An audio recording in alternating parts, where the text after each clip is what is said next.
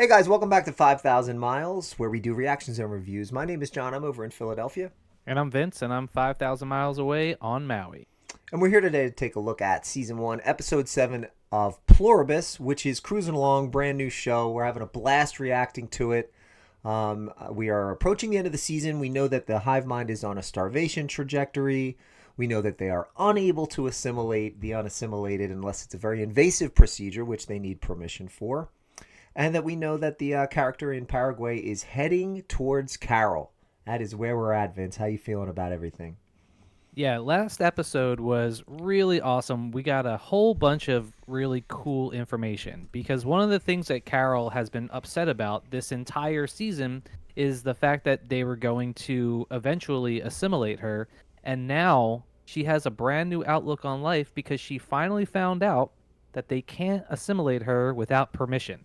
Right. Yeah, so I'm really looking forward to Paraguay, Manousos, I think is his name, and Carol getting in the same room and seeing how their expectations, their feelings, how it all aligns moving forward. It'll be interesting to see what happens with that. So, Yeah, and we know that Manousos, he doesn't know any of the rules. He's not privy to all the information no. that Carol and the other unassimilated people have.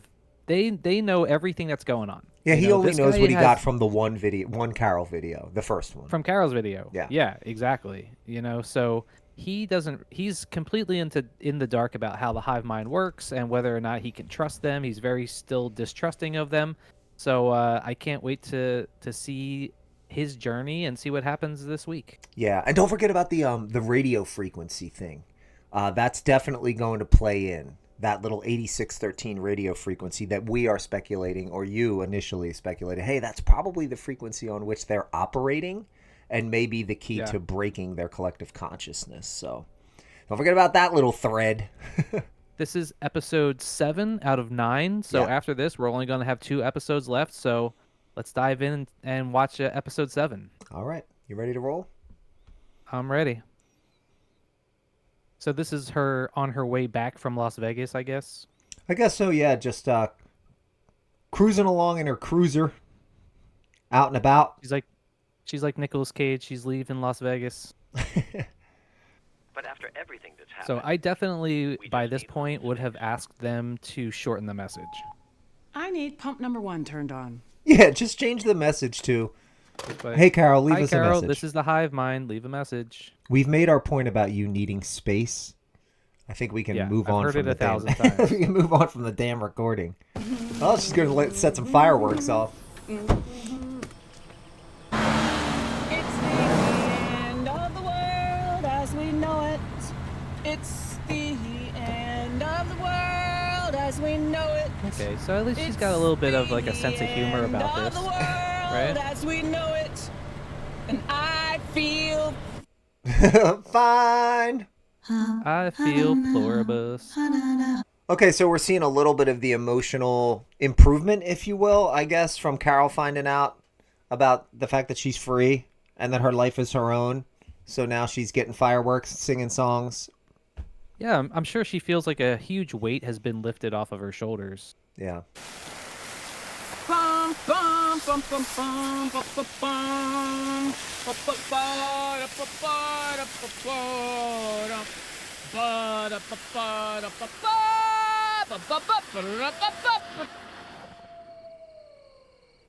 don't forget about the wildlife. I'm sorry, I'd have an assault rifle just strapped across my chest at all times. I just would. Yeah, just have it on your back. Last of Us style. Just have one. After you saw all those wolves, those weren't even coyotes, there were wolves in her yard. Yeah, it's like, did you not learn anything from the wolf incident? Get a gun, Carol. What are you doing? Where's Get the Tiger police Woods? cruiser. Could you have Tiger Woods come in and give me some golf lessons? There's a buffalo there. Why don't you just let me be? Is that the song from Caddyshack? It might be. I think that's a song from Don't Caddyshack. nobody worry about me. All right, now she's getting into the spirit. Yeah, let's get ourselves a nice car. She's at a rich country club. Okay, so she does have a gun with her. Oh, she got the shotgun in the club bag. Yeah, remember the one she got from the cop car? Yeah, after she couldn't figure out how to get it out. Yeah. And just like that, she's got herself a Rolls Royce. Getting hot in here, so take off all your clothes. Hot Springs. Yeah, she's having a grand old time now. All right, so she's coming around, guys. She's coming around. She's naked in a hot springs with a Rolls Royce. She's starting to be less of a Carol and more of a Mr. Diabate. Was that a smile, Vince? Did she smile? Yeah, that's something you don't see out of Carol every day. Oh, she's singing Georgia on My Mind as she's at the Georgia O'Keeffe Museum. All right, here's a trivia question for you. What other characters in a Vince Gilligan show went to the Georgia O'Keeffe Museum? I already know. It was not Aaron Paul. Jesse and Jane. Jesse and Jane. Yeah. Jesse and Jane. She took him to the Georgia O'Keeffe Museum. To the Aaron Paul Museum. She took him to the Aaron Paul Museum. Science, bitch. Yeah, a little Vince Gilligan Easter egg there for you. You must be a Georgia O'Keeffe fan. I want to dine out tonight. Someplace special. I know you remember where Helen and I had our anniversary. Either way, she's finally starting to at least enjoy some Martha's Vineyard, 1999. some of the amenities afforded to her by the hive mind. Yeah, look at the jewelry. Helen's birthday. Doing it up. In 2008. All right, and once again, we have the music sort of signifying her state of mind, you know? I will Because survive, yeah. At the beginning of this season, she was afraid and she was petrified. Right. And now she's come to grips with the fact that she's going to survive. And now we got Manousos. What's he just trekking along? I mean, is he going to be able to get from Paraguay to Albuquerque without the assistance of the hive mind? I mean, at some point he's got to figure out that he can rely on them for something. Either that or he's going to have to find some route himself? I don't know. He strikes me as a very self-reliant type of guy, but he also strikes me as like a old school, like break out the map and track your way from one place to another. Yeah, that would actually be kind of fun. So see, now he knows that they can see everything he's doing too. Like just wave at the sky. Yeah, but he literally won't even acknowledge their presence. So his stubborn self-reliance thing is Last week when they sent his mom to go talk to him, he's like, "You're not my mom. My mom's a bitch." That made me laugh so hard, dude. I know, it was funny. And he's practicing his English. Is that So what he's clearly because he's going to see Carol. And so he's like brushing up on his English too. Gonna siphon some gas. It is a beautiful view. So yeah, he's just siphoning gas as he goes. Okay, so now he's in Peru. You would think he would just leave his car and get into a new car. Oh no, but they probably don't have the keys. Right. Belong to them. To whom do the coats belong? Yeah, I wonder how. To whom? To whom? I wonder how Do the coats people's belong? religious affiliations would come The into play when coats something like this belong happens. To them.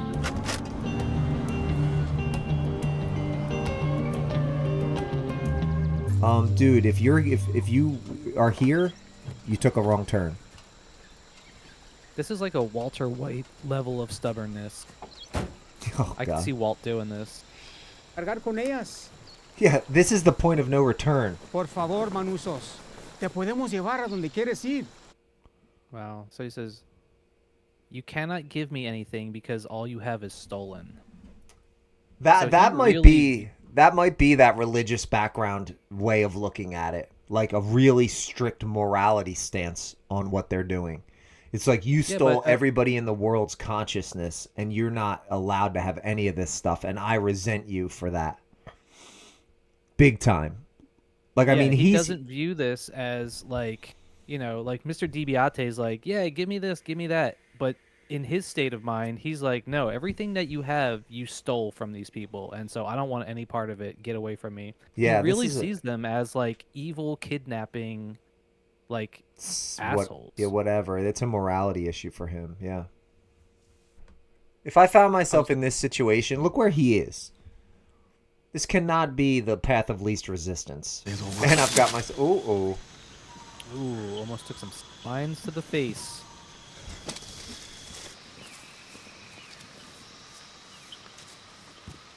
Oh, no, come on, no!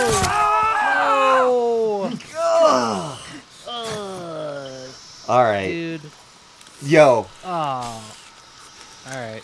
That's White flag time. He's in serious trouble now. It's time to wave to the sky.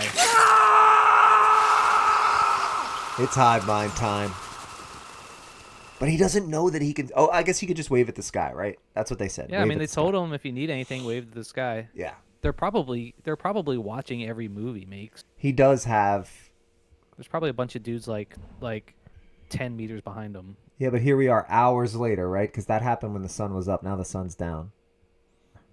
Anytime I'm cauterizing wounds with a fire machete, Yeah. I usually ask people for help. I'm okay with it at that point. Usually. Hey, can you cauterize this spot on my back for me real quick? I have 20 wounds on my back. There's a flaming scimitar. Didn't the dude also say there's bacteria on those spines, though? So he Yeah, is going to so get an infection. He's now risking infection. This Big dude's time. going to die.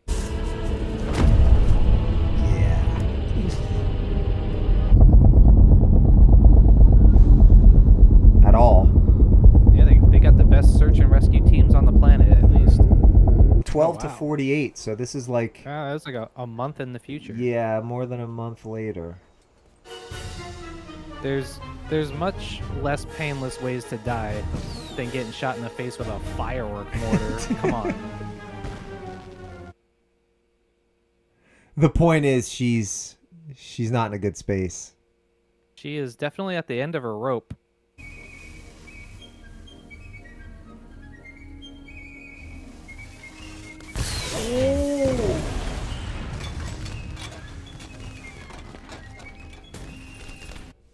I've been thinking about I really like roller coasters. Oh, yeah. And so I think I would go hang out in some cool amusement parks, like go to Disneyland, and then you can just ride all the rides and not have to wait in line.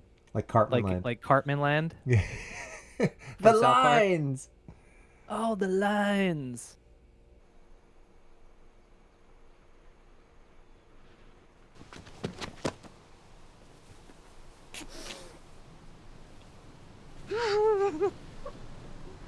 No substitution for human interaction. Wow, okay. She's lonely, man. Yeah.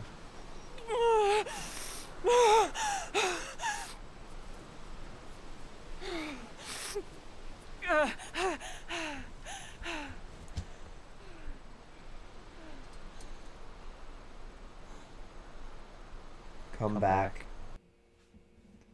Wow. Okay. Wow. Great episode. Interesting. So she's not just lonely. She's desperate. All of it is becoming overwhelming, and she can't continue to live in isolation. No amount of golf or beer or fireworks is make her feel better and be able to just live day to day, moment to moment. She needs human contact, human interaction. Yeah, Yeah, you they could definitely finally see broke that. her, Yeah. and I'm pretty sure that the hive mind has all the best psychologists and sociologists. They do, yeah. So they probably knew if they abandoned her and she didn't have any sort of human contact, it would only be a matter of time before she had to break down. It would almost be inevitable. Well, I'll tell you what, this really felt like a mid-season type episode. Not a ton happened after a lot of the big reveals and stuff that we found out in the last few episodes. This was a little bit more, hey, character building. Let us know who Manousos really is and where his decisions are going to come from and how stubborn he truly is. And then also see how desperate and lonely Carol's becoming and the inevitability of these two characters running into each other. Yeah, and it seems like this episode was like a character study Yeah. of two very stubborn people and what it would take for those people to reach their breaking points. And so we have the two sides of the spectrum. We have Yeah. the physical side of the spectrum with Manousos literally trying to hike through this deadly jungle area in Panama and succumbing to his wounds of trying to traverse this extremely dangerous area. Yeah. And then on the other end Significant of the wounds. spectrum, we have Carol and her psychological struggle of being completely alone for all this time. And Right. so we saw what it took for these two characters to reach their breaking point in this episode. And Yeah. it reminds me of, have you ever seen that show Alone? Oh, Alone's one of the best shows. I hate reality television show across the board. And for any viewers that are wondering if Alone is one of the best shows in the history of television. But inevitably, those characters will end up leaving the show because of loneliness and isolation. Like, it's a very difficult, very real thing. Yeah, if you've ever seen Alone, it's like a survival show, but it's not just survival because there's not even a camera crew there. The people who film the show have to film themselves. Yeah. And they're literally completely 100% alone. And at the beginning of the show, there's always people that act really tough and they're like, I can be out here and nothing's going to make me give in. And then after a couple days, a week, you get all these tough guys breaking down and crying and talking about how they miss their wives and their family. They and can't take it, everything. man. Isolation is Everybody not for breaks and humanity. goes home. Yeah, Yeah. inevitably. There's always this couple of them that forget about the $500,000, which is what you win if you win Alone. With everything on the line, they're like, I can't take it. I can't be alone anymore. Get me out of here. It happens every season. There's laws against putting people in like solitary confinement as well for long periods of time because humans are not meant to be solitary creatures. No. So we see Carol going through that big matter time. of time before Carol was going to break from being alone, and we see that she finally reached her breaking point. That level of desperation. I will say this though, man. Think about Manousos waking up because it's been clearly his wounds and his injuries have put him out of commission for well over a month. So when he wakes up, he better not freak out and insult the hive mind and accidentally like kill a bunch of them because he's not going to be in a happy state of mind. He doesn't even know that they can do that. Nah, he doesn't know. So he might freak out when he wakes up and be like, that could be bad for the hive mind. He doesn't know the rules yet. So very cool. But anyways, Vince, I don't know if you noticed, but we're starting to get some trickle in of some people that are watching the show with us. So very, very happy to have you on board. Vince Gilligan fans unite. Hope you're enjoying the show. Let us know in the comments how you felt about this episode for sure. I know it wasn't a huge swing, but a good episode. The glacial pace of this episode definitely felt very Vince Gilligan-y. Yeah, for sure. A little bit slow. And so with all the massive events that happened in the last episode, this episode felt like a much different kind of pace and tone. Where we didn't get a lot of stuff revealed, but we got sort of a deep dive into the psychology of these two characters. But who knows? We'll get now. We got two more. Only after this, there's only two more episodes left. So I'm interested in seeing. We've been speculating about where the first season is going to end. We know that they're already signed up for a second season. So where do you guys think this? How do you think this season's going to end? I'm interested in seeing that. I also, since if I was in the hive mind world, they would have all the best like directors, screenwriters, and actors and everything at their disposal. I think I would have Vince Gilligan writing like a TV show just for me. You're like, hey, while you guys are just hanging out and doing your thing, could you create some stuff that I would really be into? That'd be great. Yeah, there hasn't been any new TV shows in a little while, so why don't you guys make something just for me? Throw a couple like inside jokes in there that only I would get. Only I'm gonna get. Bring it. Have all my favorite actors and everything in there. Get David Benioff and Weiss in here so that we can publicly quarter them and then rewrite the end of Game of Thrones. That's my number one priority. Can we redo the end of Game of Thrones? Yeah, I want David Benioff and Weiss's. I want their bodies brought out here so I can publicly flog them. Treat them like Ned Stark. I want to put them in. I want to put them in stocks with their heads and their arms inside the thing, so they can be publicly humiliated.